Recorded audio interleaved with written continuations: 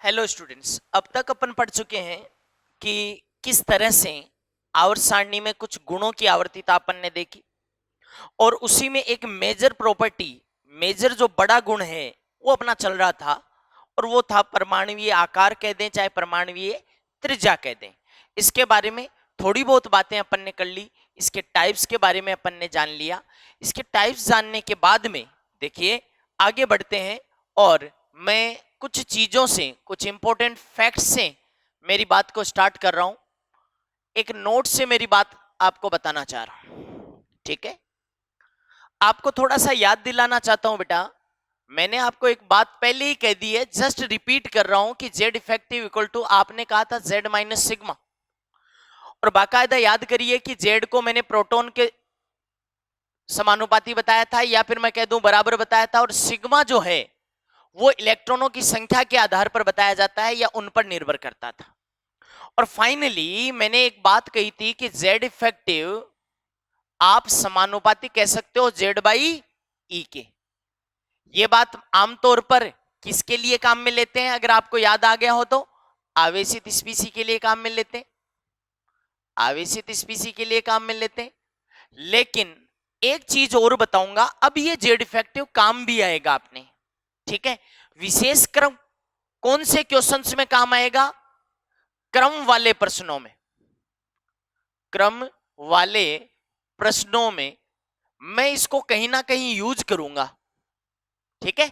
Exact value वाले questions में इसको यूज नहीं कर सकता। क्यों? क्योंकि कोई कहे कि क्या जेड इफेक्टिव जेड बटा ई के बराबर ही है, तो मैं कहूंगा नहीं नहीं बराबर नहीं है, केवल एक आइडिया देता है, इसलिए मैंने इसको तुल्य माना है। Is that clear? Okay, note number 2 में आओ बेटा जी। हम छोटी छोटी चीजों को साथ में लेके चलेंगे तो क्वेश्चंस में आपको पूछना ही नहीं पड़ेगा, डाउट्स आएंगे ही नहीं। नोट नंबर 2 पर आइए। याद है हमने एटॉमिक स्ट्रक्चर में त्रिज्या ज्ञात करने का एक सूत्र पढ़ा था, 0.529 into n square upon Z angstrom. लेकिन बेटा जी इस सूत्र की एक दिक्कत यह है कि यह किस पर लागू होता है? एकल इलेक्ट्रॉनिक, किस पर लागू होगा? एकल इलेक्ट्रॉनिक स्पीसीज पर लागू होगा, ठीक है ना, जिनमें एक ही इलेक्ट्रॉन हो। लेकिन मैंने कहीं ना कहीं आपको पहले भी बताया कि यह चीज अगर आप हर जगह ही लगाना चाहो तो एक तरीका है, आप ऐसा भी कह सकते हो, एन स्क्वायर अपॉन जेड की जगह क्या ले लो? जेड इफेक्टिव, है ना। अब आप सभी के लिए यह बात लागू कर सकते हो, सबके लिए। तो यहां से मुझे पता चला कि जो त्रिज्या है ना वो बेटा जी किस पर निर्भर कर रही है? N square upon Z effective. आप ध्यान रखना कि त्रिज्या को सबसे मुख्यतः प्रभावित करने वाले कारक ये दो ही है। बोलो कौन कौन से हैं? एक तो कोष की संख्या और दूसरा जेड इफेक्टिव। ये दो चीजें सबसे ज्यादा प्रभावित करने वाली है, आकार को कहूं या त्रिज्या को कहूं। अच्छा, तो ये तो बात आ गई। एग्जैक्ट प्रश्नों में तो आपको यही काम में लेना है कि भाई एग्जैक्ट डेटा फाइंड आउट करना हो, एग्जैक्ट वैल्यू निकालनी हो, तब तो ये काम में आता है। लेकिन क्रम वाले प्रश्नों में हम काम में ले सकते हैं कि n square upon Z effective की जगह क्या ले सकता हूं? ध्यान से देख लो, जेड बाई ई। ये कब ले सकते हैं? क्रम वाले प्रश्नों में, क्रम वाले प्रश्नों में कि भाई आकार का क्रम बताओ, है ना, ज्यादा आकार किसका है, कम किसका है, वहां काम में ले सकते हैं। कुछ जगह जेड इफेक्टिव की जगह क्या लिया जा सकता है जी? जेड बाई ई काम में लिया जा सकता है, और मैं लूंगा भी, ठीक है ना। अच्छा, कोई कहे कि सर अगर एन समान हो जाए तब क्या करें? एन समान होने का मतलब समझते हो? कोष की संख्या समान हो जाए। अरे बेटा, तब आर समानुपाती एन स्क्वायर हट जाएगा और केवल क्या आ जाएगा? Z effective. मैं फिर से रिपीट कर रहा हूं, ये तो एग्जैक्ट कैलकुलेशन में काम में आता है ना। लेकिन अगर क्रम वाले प्रश्न हो तो जेड इफेक्टिव की जगह क्या ले सकता हूं? Z by E. ये चीज कहां काम में ले सकते हैं अपन?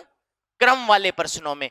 अब ये दो नोट हैं, इन दो नोट्स को बढ़िया से दिमाग में डाल लो, आगे बढ़ने में काम आएंगे। नोट नंबर 2 हो गया। अभी कुछ फैक्ट्स हैं, ये नोट मान लो चाहे कुछ पॉइंट्स मान लो, है ना, जिनके थ्रू अपने को आगे बढ़ना है। अब बेटा जी अपन बात करें थोड़ा और आगे। अब बात आती है कि तीसरी बात ऐसी है जो बचपन से अपन पढ़ते आ रहे हैं।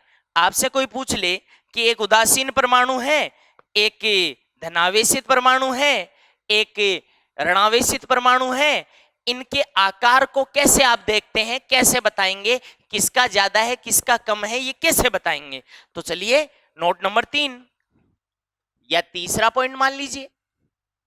बेटा तीसरा पॉइंट मैं जो कह रहा हूं वो ध्यान से सुनना कि धनायन का आकार, ये पता है ये बचपन से पढ़ी हुई बातें हैं, फिर भी धनायन का आकार संगत उदासीन परमाणु से, संगत उदासीन परमाणु से सदैव छोटा होता रहे। ठीक है, किसी धनायन का आकार उसके संगत उदासीन परमाणु से क्या होता है, सदैव छोटा होता है। ये लो सदैव और लिख देता हूं। ठीक है, अब कारण क्या है इस चीज का, कारण क्या है? तो मैं कहूंगा, समझाऊंगा अभी कि धनायन निर्माण के दौरान, धनायन निर्माण के दौरान होता क्या है बेटा जी, कहते हैं कि जो जेड इफेक्टिव है ना वो बढ़ जाता है। ध्यान रखना कि जब धनायन निर्माण होता है उस टाइम पे जेड इफेक्टिव की वैल्यू बढ़ जाती है, और जेड इफेक्टिव की वैल्यू बढ़ जाएगी तो आकार में क्या जाती है, कमी, इसलिए धनायन छोटा हो जाता है। आप चाहो तो एक एग्जांपल से देख लो, सोडियम, और बेटा जी एक इलेक्ट्रॉन निकाल दो तो क्या बन जाएगा, Na+1 बन गया। ठीक है, अब आप मुझे इतना सा बता दीजिए कि जेड, तो सोडियम का परमाणु क्रमांक कितना है, 11 है। Na+ का भी 11 ही होगा क्योंकि परमाणु क्रमांक आवेश से नहीं बदलता। इलेक्ट्रॉनों की संख्या, जब ये उदासीन है तो 11 और Na+ में हो गए 10। तो यहां से मुझे बताइए कि Z/E की वैल्यू 11/11 इक्वल टू 1, और यहां Z/E की वैल्यू 11/10 इक्वल टू 1.1। तो कुल मिला के ये बताइए कि यहां से यहां जब मैं गया हूं तो क्या हुआ है। तुम कहोगे सर यहां से यहां जाते टाइम पे Z/E की वैल्यू बढ़ी है। बोलो बढ़ी है कि नहीं, बढ़ी है। धनायन निर्माण के दौरान Z/E अगर बढ़ा है ऐसा कह रहे हो तो दूसरी चीज बेटा जी जेड इफेक्टिव भी बढ़ा है। और आपने कहा कि जेड इफेक्टिव जब बढ़ता है तो त्रिज्या में क्या आती है, कमी, इसलिए धनायन छोटा होता है।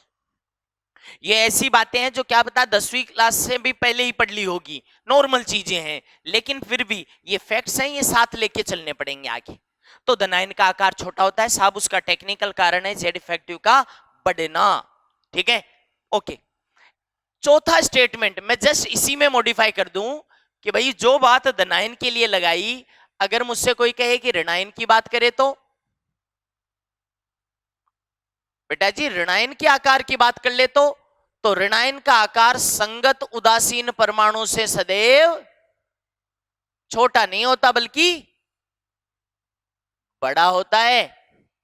इसी में करेक्ट कर रहा हूं। ठीक है, अब इसका कारण क्या है, तो तुम कहना कि जब ऋणायन निर्माण होता है उस समय, जब ऋणायन का निर्माण होता है ना उस टाइम पे जेड इफेक्टिव की वैल्यू क्या हो जाती है, कम हो जाती है। तो मैं कहूंगा इसका कारण ये बता देना कि ऋणायन के निर्माण के दौरान जेड इफेक्टिव में कमी आती है इसलिए त्रिज्या बढ़ जाती है। ठीक है, और इसका अगर एग्जाम्पल लेना है तो क्लोरीन ले लो।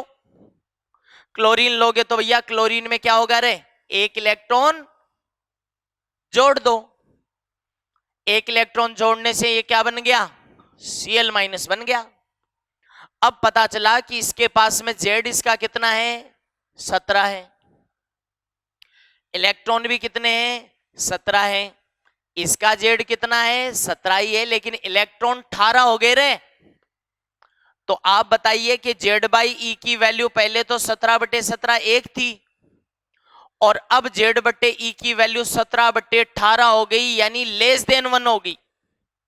तो आप तो मुझे इतना सा बताइए कि यहां से यहां जब मैं जा रहा हूं तो जेड बाई ई की वैल्यू कम, मतलब जेड इफेक्टिव कम, और जेड इफेक्टिव अगर कम होगा तो त्रिज्या बढ़ेगी। तो ये कारण होता है, जस्ट एक एग्जाम्पल लेके मैंने आपको बताया।